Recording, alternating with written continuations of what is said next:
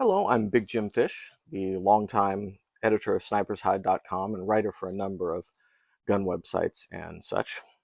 Today we'll be doing a review of the BurstFire 2-in-1 Flame Annealer and Case Prep Center. This is a video version of the written review, which you can find that by Googling Big Jim Fish and BurstFire. I purchased this unit myself with, I think I got an 8% industry discount, so not a freebie, paid almost full price for it. I bought it because after 20-something years of reloading, I decided I wanted to try out annealing for the first time. Did some research about annealing and really came to the conclusion that what I wanted was a fairly low price unit that also had a case prep center, because in doing the articles that I've been doing on the 350 Legend here, most of these things come with a military style primer crimp, and I wanted to reload them all. And my current version of being able to remove the crimps was pretty lousy. You know, sticking the crimp remover in a drill and then trying to keep everything lined up. Not the greatest thing. This was a very cost-effective unit, so I decided on it. Been very happy with its fit and finish. So it's an all metal unit. There's not a bunch of plastic to it. It's actually got a back here that's got little screws that you can remove the whole back and access the componentry inside. Very easy to repair. They have available all of the parts that you would need to replace any of the individual componentry. It has a limited lifetime warranty as well. From what I could tell, a lot of people, they would just send you the part if it failed and you could replace it. Quite serviceable, not disposable. Very well made, nicely machined wheels, the little silicon-like rubber grippy part of the wheel that rotates the shell casing. Very nicely done. I've liked the fit and finish of the unit, especially at the price. So a lot of the reason I bought this was the case prep center. So you can see it has 1, 2, 3, 4 case prep tools across the top. This one, if I remember correctly, runs at half the speed of the other ones. So you have like a high torque, low RPM option, and then the regular option, which is, quite frankly, they've chosen a very good speed for it. I've been very happy with its ability to cut primers out, how fast it's spinning when you're using it to brush out case necks, that sort of a thing. The most brilliant part of it, though, is that when you lay it down, it has the carry handle here that hooks against your bench. So when you're using this, you can put a trash can underneath there, and then you can use the tools, and they'll drop the shavings or cleanings, all that kind of thing, drop it directly into the trash can. Very happy with that. It also makes this a very stable unit when you want to line up, say you're doing the primer crimp, you need it to be lined up, you need it to stay really straight. That helps tremendously with that. One thing I do wish they had designed into it is there's no flat on here. So if these get really tight, you just kind of have to torque them real quick.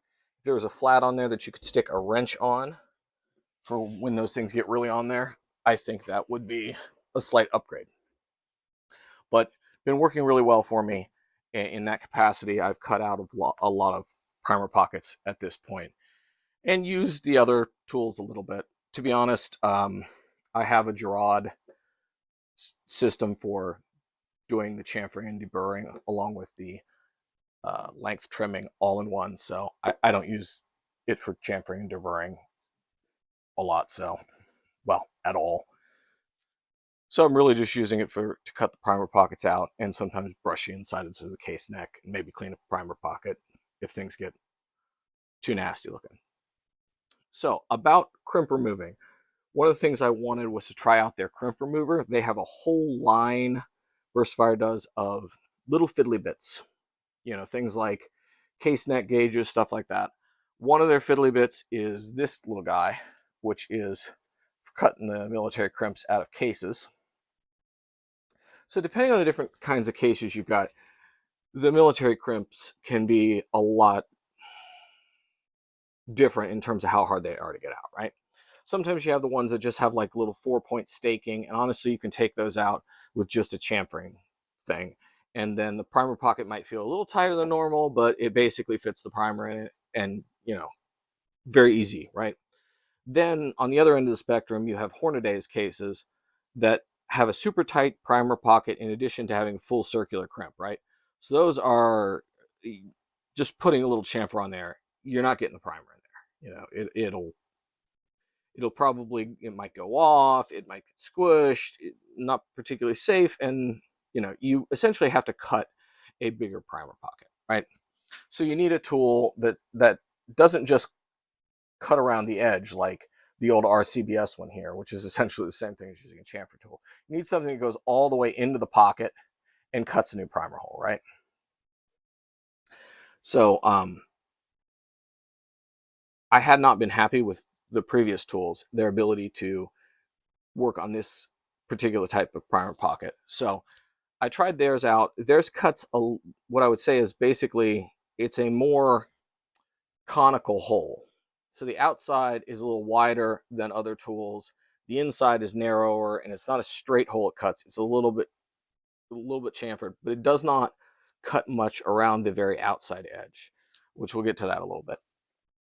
The first set of cases I did with this, I cut them dry and I followed their directions and didn't insert it the whole way, just inserted it past where it sort of cuts the first part.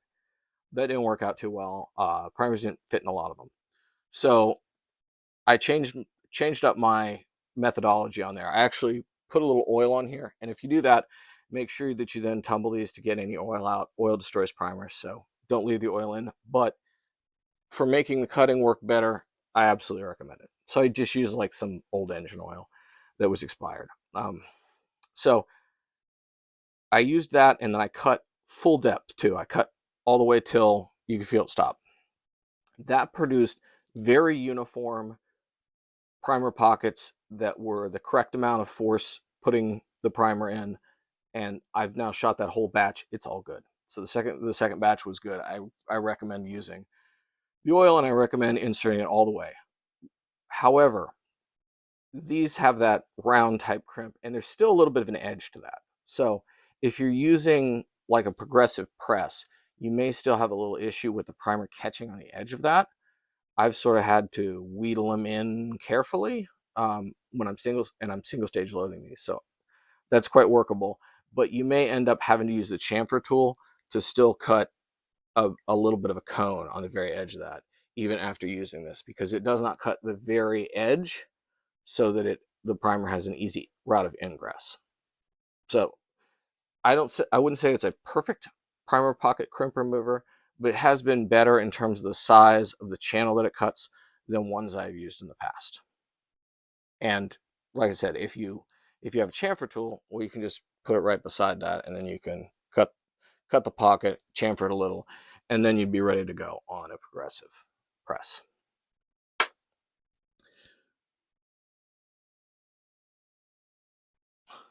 So let's talk about the annealing setup itself. One of the things that was the reason I decided to buy this particular machine, in addition to the nice case prep center, was its very unique torch positioner. So it's got two ball joints here, and then it's got two little eye screws, I guess, not eye bolts, but eye screws, in order to allow you to position this thing. And as you can see, you have a huge amount of latitude in how you can position it. So I like to actually come and point it slightly outwards as well as sideways when I'm locking this thing into position, right? So this is where your case actually gets annealed, and it would be something along those lines, all right? I do wish these bolts were a little bigger with the thread to give you a little more mechanical advantage. If you lube them, you will find that things will go much better in terms of how tight you can get these joints. And they've been pretty okay. I just worry about the plastic on the bolts eventually failing, but that's kind of, they're working fine. I'm just paranoid about that sort of thing. So it's important that this is easy to do, because part and parcel of this type of machine is essentially you have to calibrate this whole thing every time you use it, okay? The reason for that is there's an interaction of several different factors that are going to result in how hot the end of this actually gets. One of those is going to be the torch's exact position. Another is going to be how much this valve is open, so how much gas you're giving it. And then I assume different pressures, different temperatures, you're probably going to get a little different pressure out of the propane tank too. And the last thing is the thing you have an adjustment on, which is this wheel here. And with that wheel, you can adjust this way. You can adjust the speed, and it gives you a little numerical readout of how fast. Okay, so that's really, really slow, and that's really, really fast. All right. So all those factors interact to result in how hot the end of this thing is actually going to get, and that number, as a result, is going to end up different every time you use it.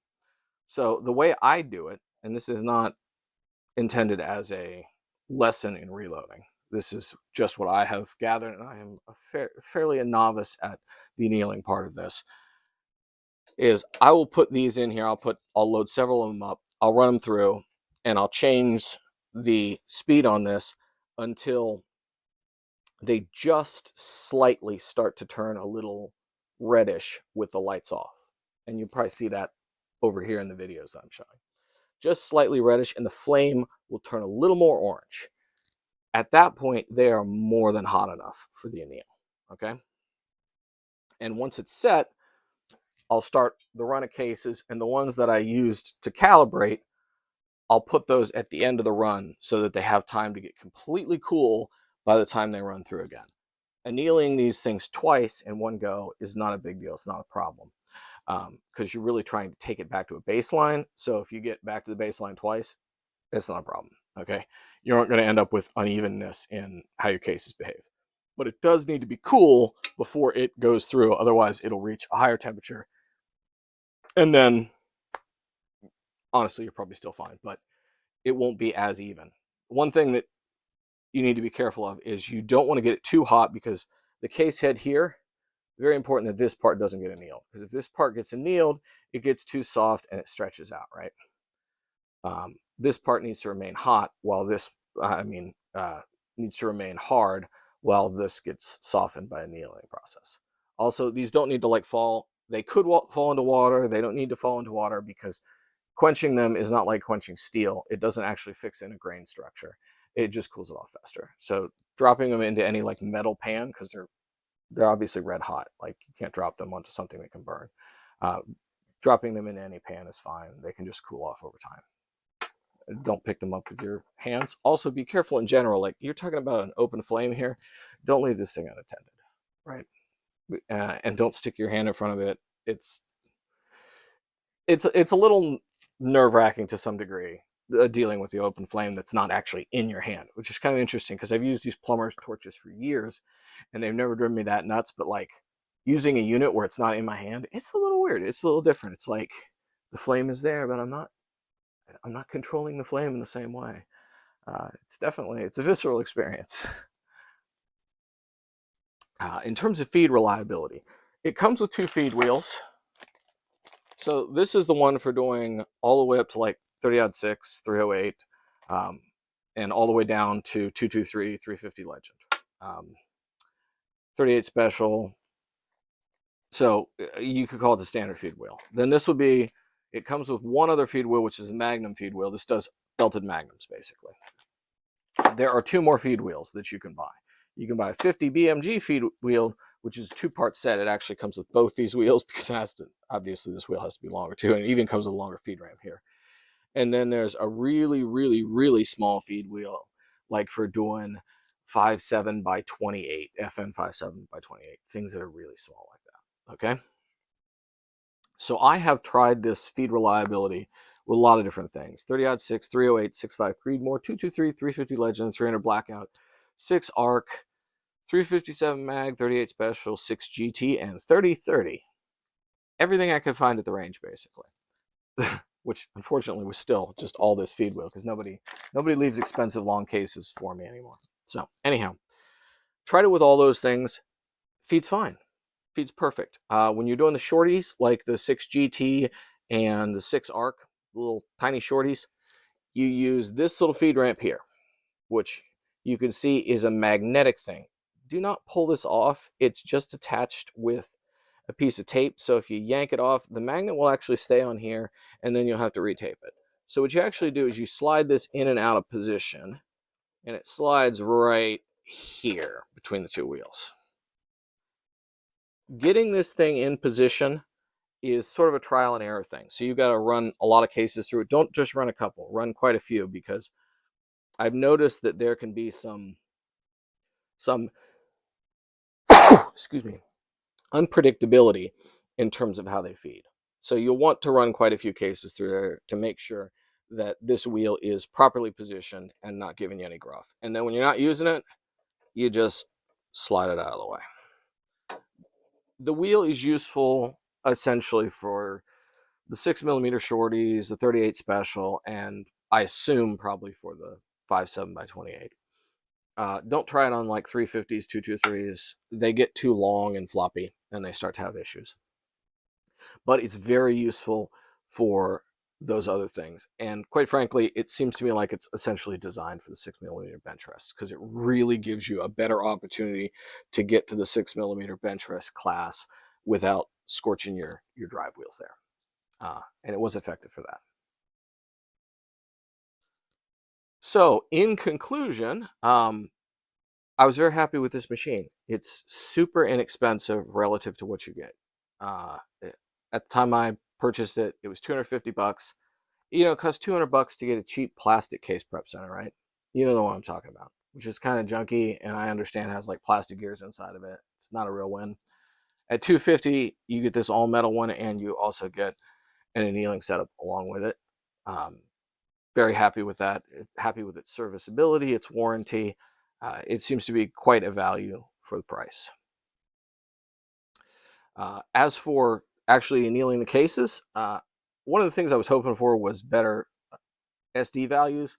I really didn't see any change in the SD values.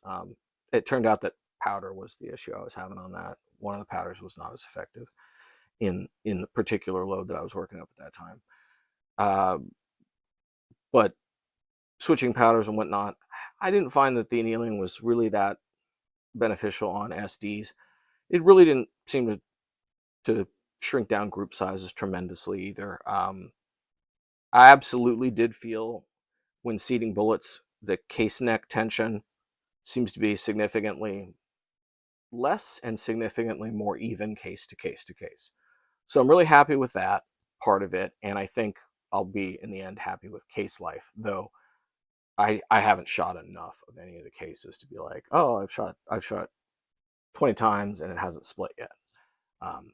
So eventually we'll get to that point, and I'll decide whether or not I think annealing is super useful from the standpoint of case life, which is really that's like 90% of what it's giving you. I'm sure that there's some point at which you can be shooting with enough precision to your hand loads and your whole process that maybe annealing can start to give you some statistical advantages.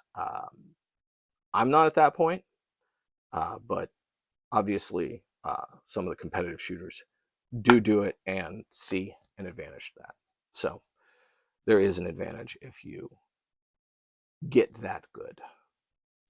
I hope you enjoyed this review and all the little videos I showed of me using this thing, and that it helps you in making your purchase decisions.